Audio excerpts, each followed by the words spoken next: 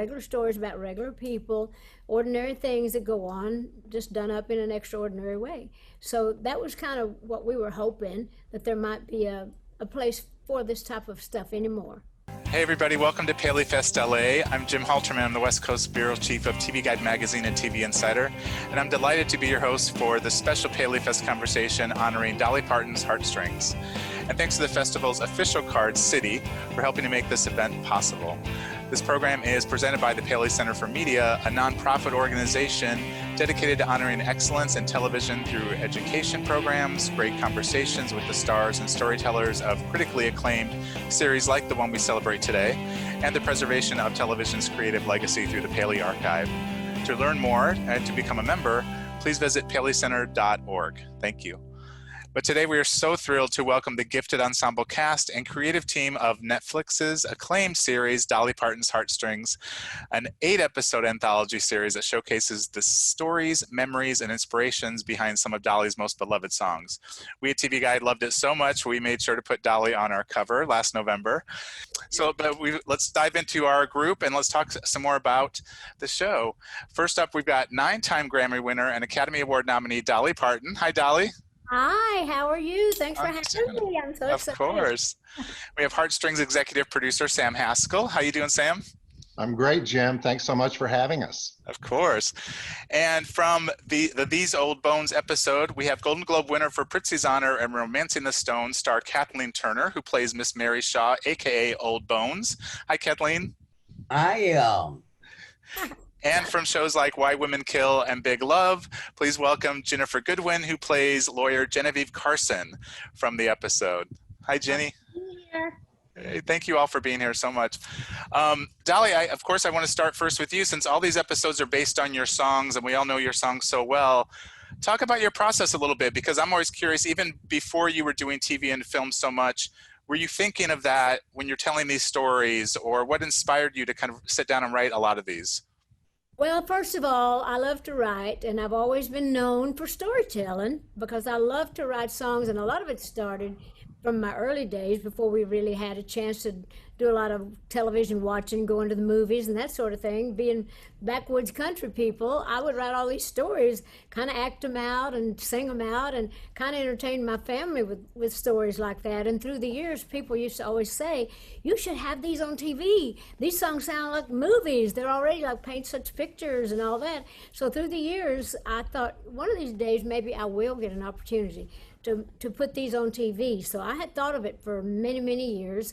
And of course, when Sam Haskell and I decided that we were going to do some special things together, I thought, well, this is a good time. So we presented it to Netflix. They went for it. And so we did Heartstrings.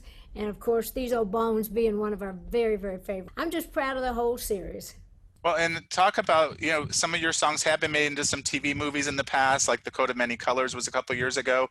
What did you and Sam want to do with Heartstrings that maybe hadn't been done before, or at least you hadn't done before? Well, we kind of continued with what we did, because one of my favorite 2 movies that I've done is The Coat of Many Colors that I did with Sam, and The Circle of Love, Christmas of Many Colors, that we did. So we thought, well, we're having great luck with this, and we love working together, so why don't we just continue and doing these songs? So we talked about the ones that we thought would be the best. So we chose 8 songs along with Netflix and all of their input. So we chose these songs that turned out to be the 8 movies that we did, and so we felt good about it and felt like that was the real good choice. So Dolly and Sam, talk to me a little bit about the selection of the songs, because I don't know how you picked 8. Was these like massive meetings with lots of people weighing in? To be perfectly honest, Dolly and I had sat down and we put together a list of our favorite 15 to 20 songs. And we had this big meeting at Netflix with Warner Brothers involved. And we said, okay, what are your favorites? These are our favorites. And down to 7 of the 8, they agreed with us, and they changed out one of the songs because one of the executives' favorite song was Sugar Hill. And they had me call Dolly and say, what do you think about trading out Eagle When She Flies with Sugar Hill? And Dolly said, oh, I love Sugar Hill. I'm sorry I didn't think of that myself. So we picked 7 and they picked 1, and everybody was happy. So that's what I aim for, everybody being happy. And if you can't make everybody happy, I don't know who can. I sure try. We sure try. We do. Well, we love working with all these wonderful artists too, don't we? We do. I'm looking at Kathleen and Jenny and remembering almost exactly 2 years ago, they were the first two people we cast in Heartstrings because we shot Old Bones first. And obviously they aired the movies in a different order, but Kathleen and Ginnifer Goodwin set the bar really high in terms of the kinds of actors that we wanted to put into these episodes. And they're all little mini movies. But Kathleen and Ginnifer helped set the bar, and we ended up with 40 top actors, Emmy winners, Golden Globe winners, Oscar winners, Grammy winners, Tony winners. And we're so proud of what we did. But these two ladies today helped us do that because they said yes first. Well, thank you, sir. Well, and talk about shaping the songs to the episodes then, because I've watched them all, and some are very close to the songs. Some are kind of use the song as a foundation, but go off in their own directions. Can you talk about the mix of that and how that came to be? Well, anytime you work with writers, they have their own idea of the song. Of course, my songs are so descriptive, you would think that you could just take that and just make that, but you really then have to create all these characters, all the surroundings. So it's never as simple or as easy as it sounds. So we wanted to also give all these wonderful writers all the room in the world to be also creative and take it into where it was really made into movies, because my songs pretty much told the story, but we had to go broader and we had to do more things, add more people and all that. So some of them I really loved how they really took it in all different directions, because I like being able to feel like I can go different places as long as it's still, got the heart of it. The one that's most different, I thought, was Jolene. And I think that was the one that, that I felt was the biggest departure, of all the songs, that where people expected it to be one thing more close to the movie. I mean, more close to the song, but the movie turned out to be something different. But it worked really well. And so it goes to show you just really need to just let every creative person be creative. So I was proud of all the movies. I thought they all were different, but they all were very entertaining and had a lot of in-depth and a lot of, as Sam says, wonderful acting in them. The thing that's so amazing about Dolly Parton is that not only is her heart in everything, but so is she. And there was not one moment in the 18 months it took us to produce these episodes that she was not available to me 24/7. And it made it so much easier. And for us to be completely in agreement with almost every decision helped make it run so much more smoothly. We had great writers and producers, Sean Smith, Joe Lazarov, Hudson Hickman, Lisa Malamed, incredible team that helped bring all this to life. And I'm just so grateful to Dolly for her faith in me to surround us with such great people, including the people that are on this call. Yes, I mean, who better to play Old Bones than Kathleen Turner? I mean, she was the first person we thought, and somebody said, Kathleen Turner. We thought, well, she's just the greatest anyway, but she's got that, that big old gravelly voice that I love, and my Old Bones in my movie or in my song, and the old lady back home. I just kind of thought she'd be perfect for this, and so we reached out to her, and she said, I would love to do it. So we had a lot of fun. I loved watching her get all dressed every day and yellowing up her teeth and being willing to pad up and look the way the old mountain lady looked. Like an hour and a half to get into the easy makeup. An hour to get off. You did great. You were wonderful. Thank You were wonderful. guys. That's great. Dolly, I have one question I need to ask you before we dive into these old bones. It's from our PaleyFest sponsor, Citi. And their question is, can you comment on how this show really pushes the boundaries and captures your music in such a raw and honest way? We've touched on that a little bit, but was that kind of the goal going in? When I thought about doing a series of songs that I had written, I really felt like I was missing a lot of movies that were great years ago, or series like Little House on the Prairie, The Waltons, and all those shows that you don't even see on TV anymore unless you go to some other station that carries the old timers. And I thought, I wonder if people would be interested this day and time in having that family type entertainment. And we thought it was worth a chance to see if there was an audience for it. So we really just was trying to play to a certain group a certain fan base of mine. In my own heart, I was thinking I would love to have these stories out there, just regular stories about regular people, ordinary things that go on, just done up in an extraordinary way. So that was kind of what we were hoping, that there might be a place for this type of stuff anymore. Did you always know that they would air around the holidays? Because I think it premiered right before Thanksgiving, and it was a perfect time of year to kind of delve into that kind of programming. Was that a goal of yours, or was that just a happy accident? Well, that's probably more in Sam Haskell's. Sam, what do you think? I know usually you try. I think it's a combination, because they were so anxious to get us on the air. They pushed so fast and furious for us to get it delivered, and the earliest we could get it delivered was for Thanksgiving. And then I think that once that had been decided and accepted, they realized that would be a great time, because families all joined together during the holidays and they could all watch it together. But we put these together pretty fast, and we never had a day off.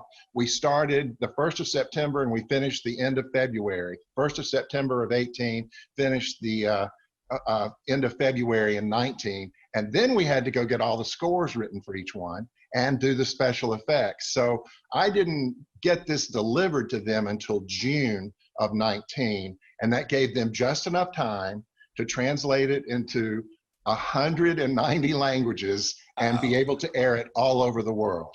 Will you pray with me? Dear Lord, thank you again for bringing my daughter back to me. And bless her as you have blessed me. And give her all the help she needs to find all the joy in this whole world. Amen.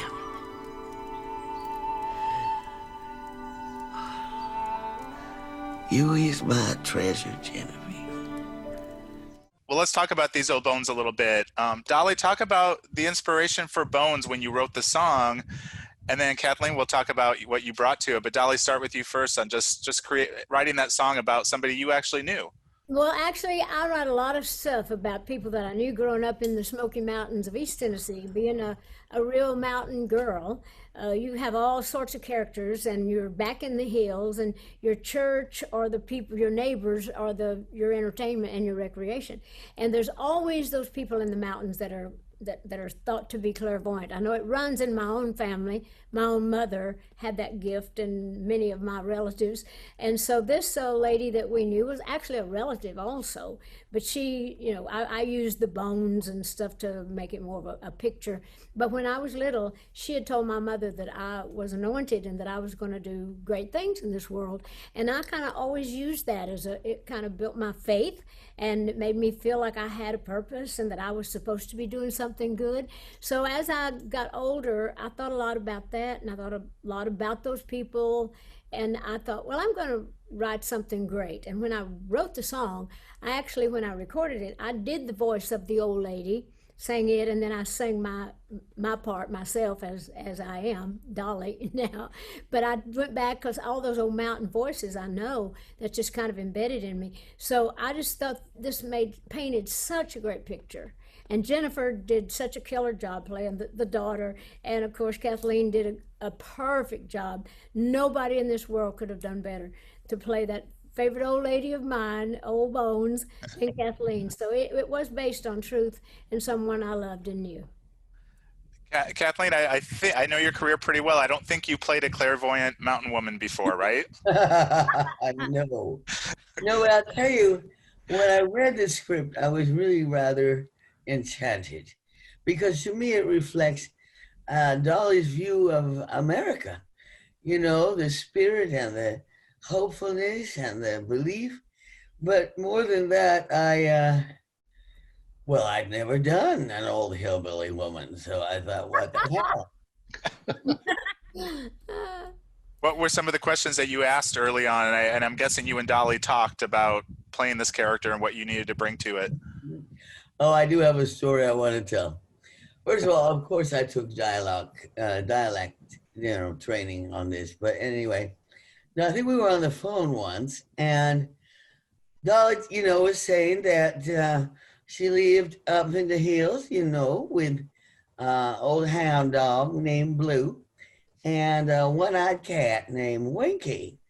And I don't know why, but I said, oh, I always travel with my cat. She, all right. Now this is what we do. We use a little sugar water on his eye. It don't hurt him none. It don't hurt him. And he can play Winky.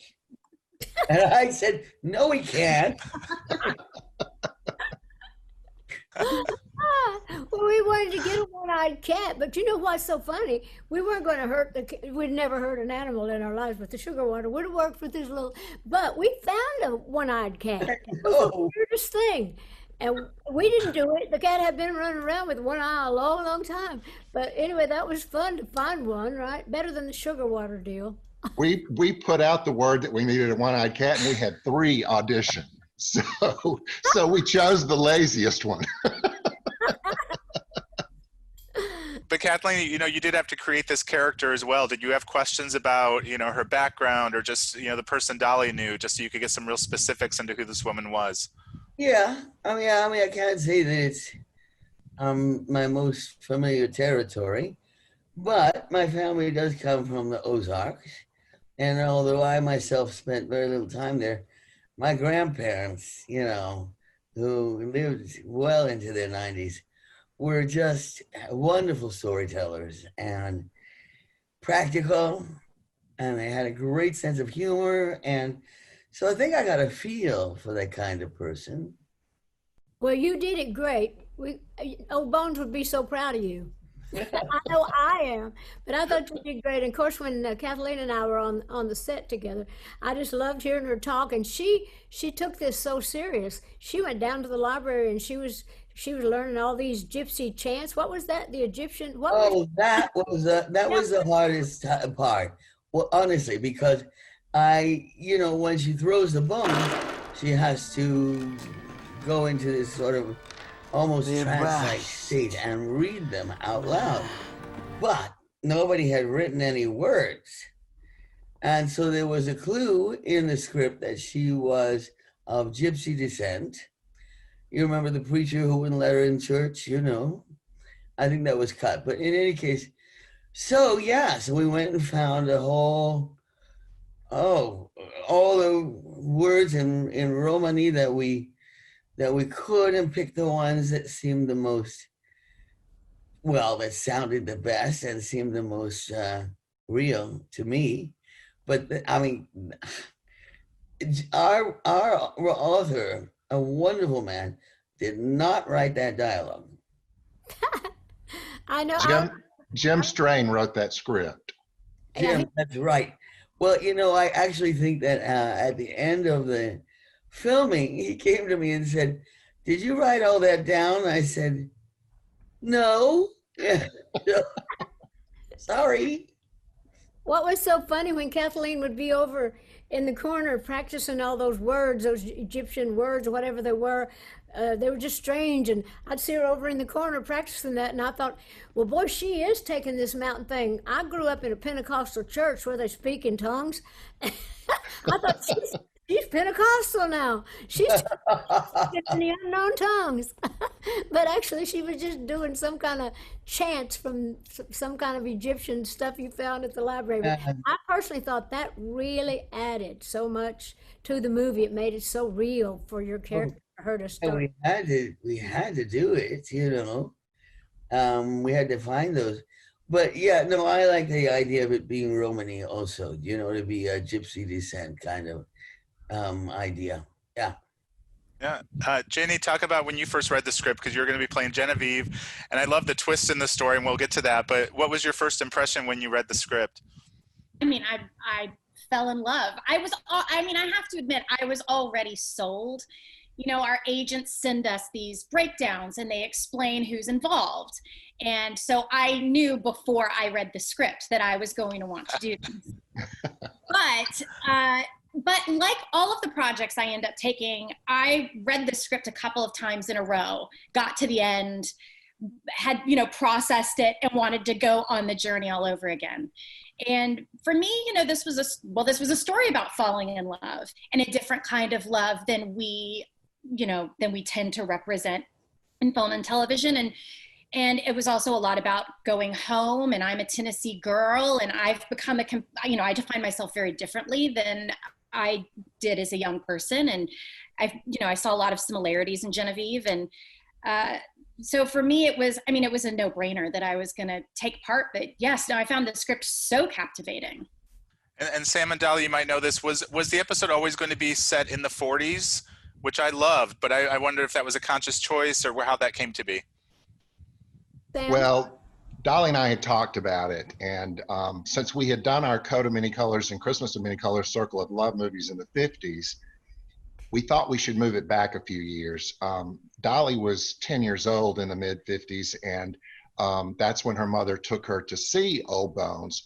But since we didn't want to try to mimic those same time periods, we decided to move it 10 years back, and therefore all the dates moved back. It's the same story, it's just moved 10 years earlier. And besides, we love all those beautiful old cars. Yes, all the we do. beautiful costumes, and Ginnifer looked like a doll in her hats and her suits, and looked so much like the lawyer from New York coming down south to be with her folks. But I loved how that really looked with the way everything was so staged with the beautiful clothes and the cars. Well, I want to know, Jenny, how much did you love those cars? Oh, we are lucky that those cars made it through production in one piece. I am driving a stick shift is not my favorite. And mostly the cars stalled. There was a lot of cars stalling in not 1940s language. But you looked like a movie star in that convertible. You and those sunglasses. Oh my gosh. Who does not love that? What actress would not love that? But also, honestly, I feel like putting it in the 40s also gave us an opportunity to define this time for women more specifically and give our characters more to fight against. I mean, even the very fact that I'm the only woman in trousers at a point is making a statement about boundaries and the ways that these women were confined and self-definition. And I feel like that added so much for us. And the fact that, I kind of felt like more of a narrator for the story. Like, I hope I sort of took the audience with me, on the journey more than it was a focus on Genevieve. But I liked that I could be a more modern sort of woman in doing that and reaching out and bringing the audience with us. Well, as to my thinking of the costuming, I had 3 dresses. It's one of those characters where they say, well, would you like to take anything? You go, no. I take them back home to my family. Jim, our production designer, Ina Mayhew, built everything from scratch. And it was the same, not only in These Old Bones, but all the way through. In J.J. Sneed, the Western that we did, we built an entire Western town from the ground up. You betrayed me. Maddie. And Ina Mayhew designed all that. Michael Boyd did our costumes, and they both were so ingenious in the way they did it. But I'm drawn to period pieces, and Dolly knows that, so there's no surprise that half of our projects were period and half were contemporary. And I'm so glad we had these wonderful ladies here in the big period piece. But can I tell you one great thing about Kathleen and Jenny? Please. I sit in the editing room, and I sit on the stage and on the set every day too, but in the editing room, I always try to find the most perfect way to present any actress or actor. And I love laughter. Kathleen's best laugh of the whole movie came when the goat kicked the milk on the leg of Kyle Bornheimer, who's playing her attorney. Oh. Dang it all.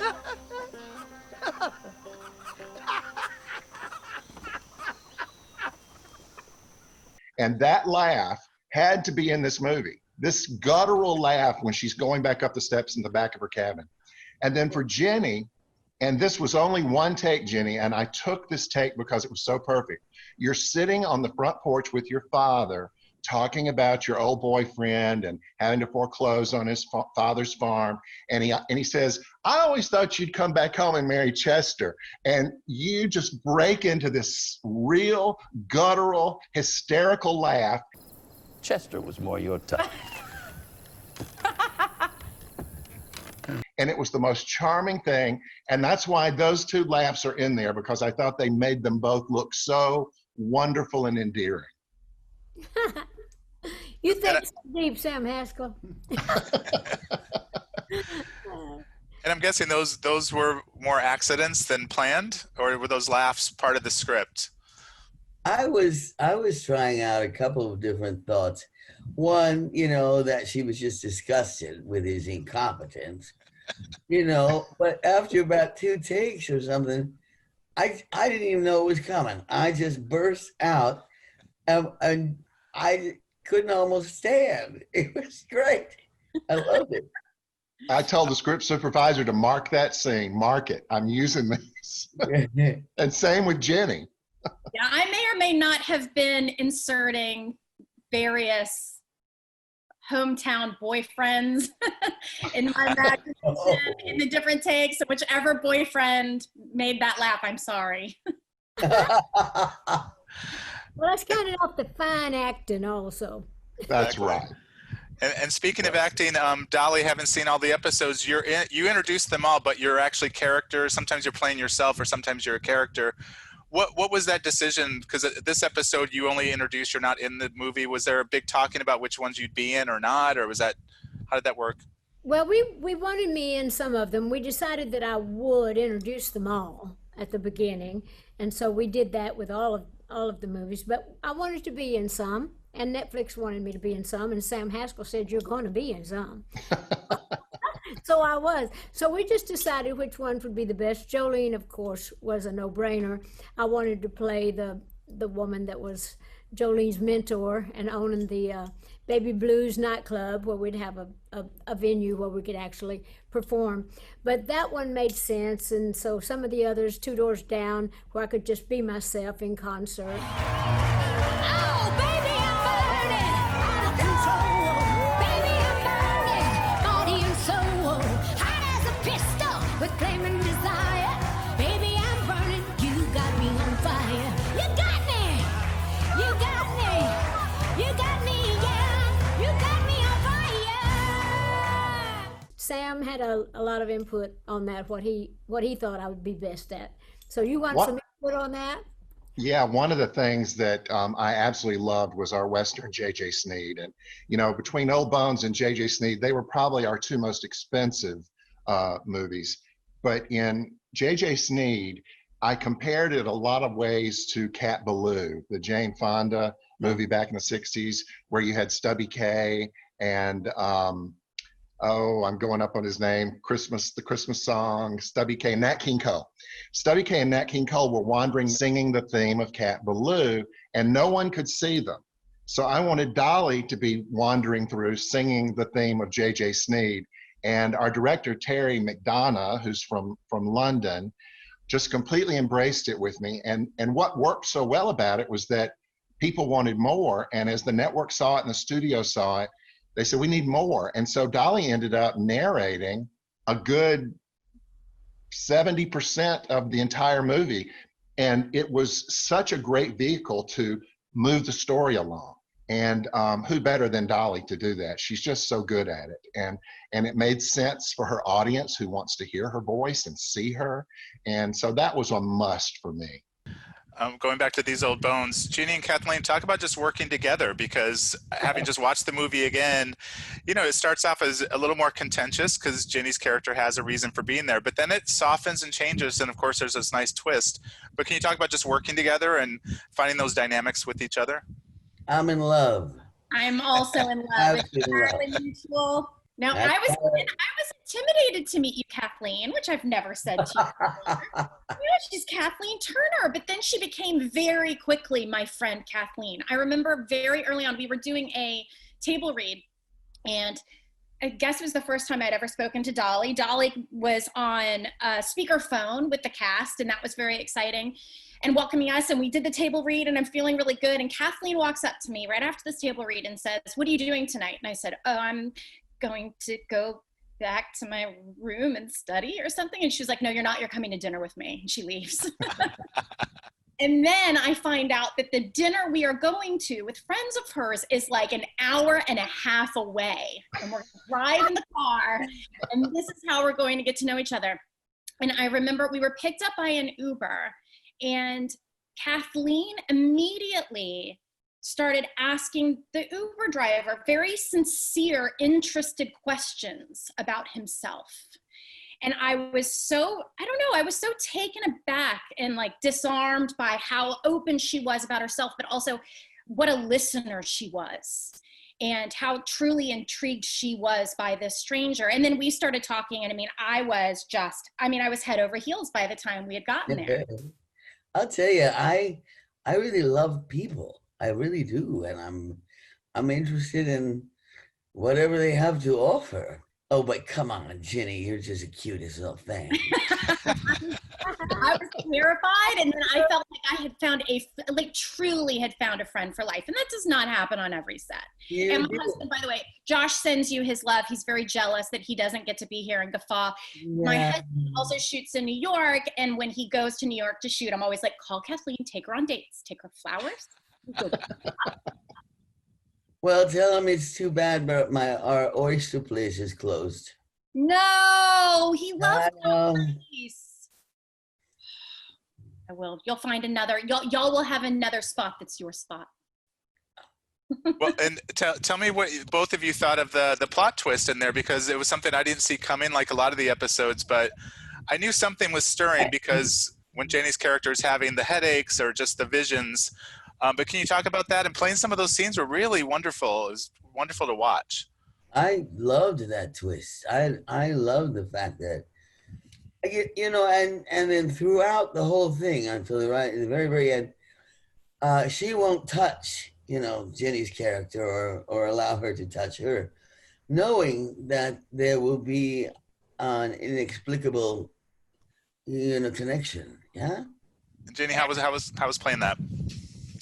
It's magical to get to play Kathleen's daughter, but what I had to play through the story was this inexplicable connection.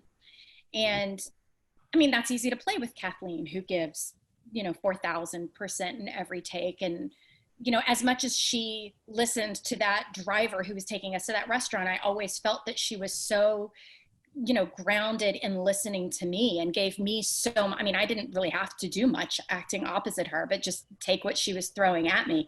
And I did feel like we had such a connection that then it's easy to translate that later into, and I end up being, wait, we already said what it is, right? Everybody has seen this. So it's not like we're giving something away. Yeah. So then, yes, it ends up being something easy to translate into that mother-daughter love.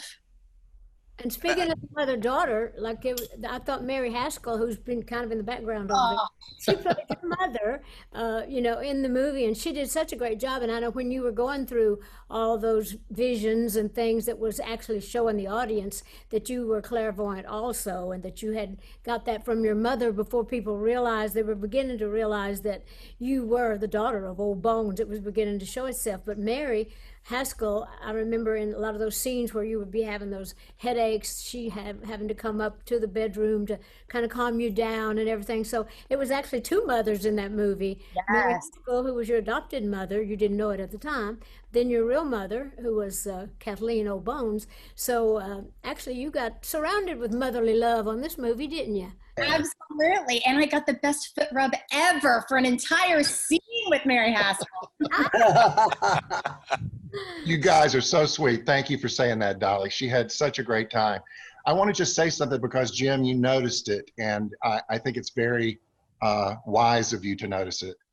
The emotion that led up to the twist was as important as the actual twist.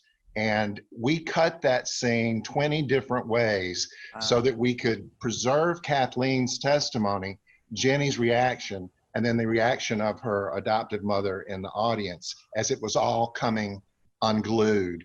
And it makes me cry to this day to watch that courtroom scene.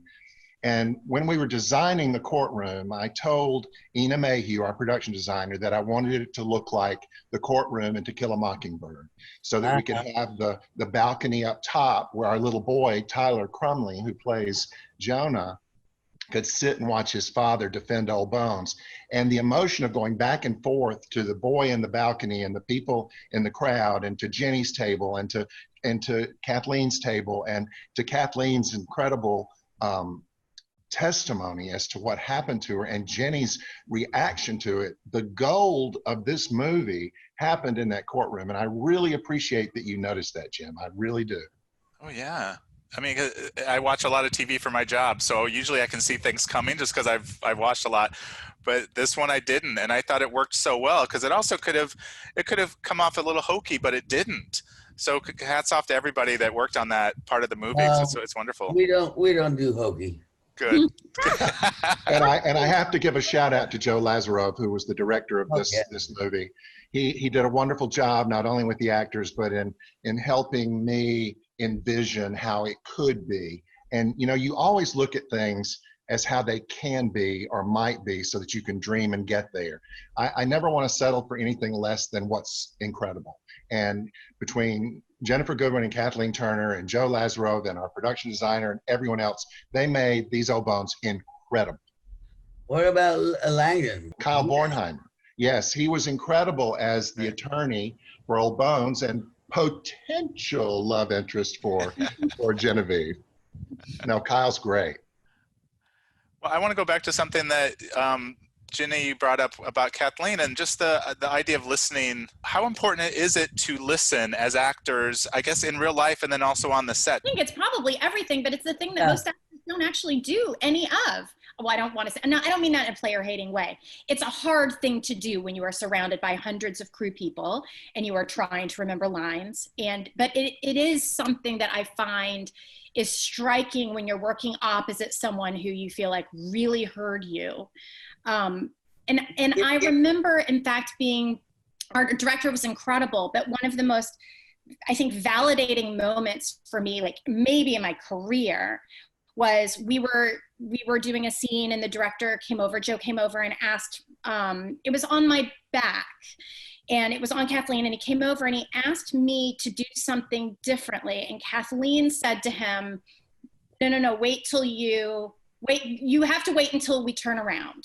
Because what we're doing here together, once you will understand it once the camera turns around. I think I agree. Listening is everything, but also being open enough and flexible enough to take what you hear and make use of it.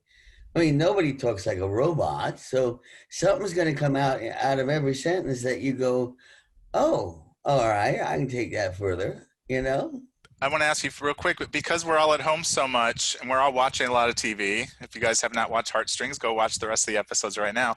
But what's everybody watching? Dolly, what are you watching on TV these days, since you might be home more than you usually are? Well, I am home, but I'm not watching TV. I'm writing songs. I'm writing songs about what's going on this day and time. I'm writing about things that are kind of uplifting people, doing videos and doing that sort of thing. So I've been working. I don't have much time to watch TV. I watch the news in the morning to see if the world's still standing, and then that's about it. Well, for myself, I'm really keeping a distance from the news these days. It is so hard to watch, and besides, to me, they say the same thing over and over and over. So I'm turning into a cable person, which I never was. Jenny, how about you? I mean, I haven't watched a lot of television because of potty training a puppy and having little human puppies. But we have watched Normal People, and we've watched The Great, and we have watched Sex Education, which is on Netflix. And it's wonderful. But we're mostly making jam. I'm trying to be Mary Haskell. I've been making a lot of jam, and I've been knitting and reading books when I get a chance. Okay. And Sam, how about you? Besides eating Mary's jam and pickles, what are you watching? Well, when I get a chance, I have to admit, I'm going to tell this to Kathleen because she made me think of it. I had never watched Ozark. And Mary hadn't either. And so during this crazy shutdown time, we have watched every episode of Ozark, and I just am blown away by it. It scared the bejesus out of me, but it was so addictive, and we love that. And then we watched this incredible English drama called Belgravia on Epix, which is just wonderful. My friend Gareth Neame, who did Downton Abbey, produced that with his company at Carnival over at NBC Universal, and I thought it was great. So between Zoom calls and emails, I have tried to watch a little bit of good television, and so I found it. There's a lot out there. So last question before we wrap up, and we touched on this a lot throughout this whole conversation, but what do you all hope that people take from Heartstrings? Well, I hope they enjoy it. I hope they kind of reminisce, going back in time when they used to watch these types of shows more often. And I'd like to think that it's very entertaining and they can appreciate all the wonderful acting and directing and all the great stuff that we tried to put into it. So I just hope that everybody enjoys it. Okay, Kathleen? Well, I was thinking that I hope it teaches, reminds people, exposes people to tolerance. Okay, Jenny? I find Dolly, the person, and Dolly, the artist, to be just so full of hope and celebration of life and love and family. And those are the feelings that I feel come through the series itself. And so that is the gift that I would hope that we're giving the audience. You know, it's such a great question, Jim, and I'm sitting here pondering it. I'm so glad you let me go last so I could complete my thoughts. But there are lots of reasons that you want to be involved with a successful show. But this one is about Dolly Parton. And I love her. And she has been so good to me. And I want people to take away her heart and her soul and her talent, because without Dolly Parton, none of this would have been possible. And I'm just so lucky in my life that I can be partnered with her. And I think what we've done together is something wonderful. And I just want people to see all that she is and all that she continues to be as she stands in the light of God's grace and provides this kind of entertainment. Well said. Well said. Is there a chance that we might get more episodes? Could we see a season 2? Well, Netflix wants to continue with us. Dolly and I have several other things in development that we're excited about that hopefully you'll see in later years as we get through this pandemic and try to figure out how we're going to be able to deal with production as we look at all these protocols we have to meet in order to make production happen. But I'm spending a lot of time getting scripts written now so that we'll be ready to go when it's safe. Thank you so much for joining us for the special PaleyFest LA conversation with the wonderful cast and creative team behind Dolly Parton's Heartstrings. And thanks to the festival's official card, City, you can also learn more about the Paley Center by going to paleycenter.org. Thank you. You do so good at this kind of thing. I work with you a lot, but you're a good man and you do a good job talking to all of us. So thank you for being kind to all of us and to the Paley Center. Thanks for all that. Kathleen, Ginnifer, Sam, love you. And thanks. Love you back. Love you all. Thanks to everybody. the Paley Center. We're so honored.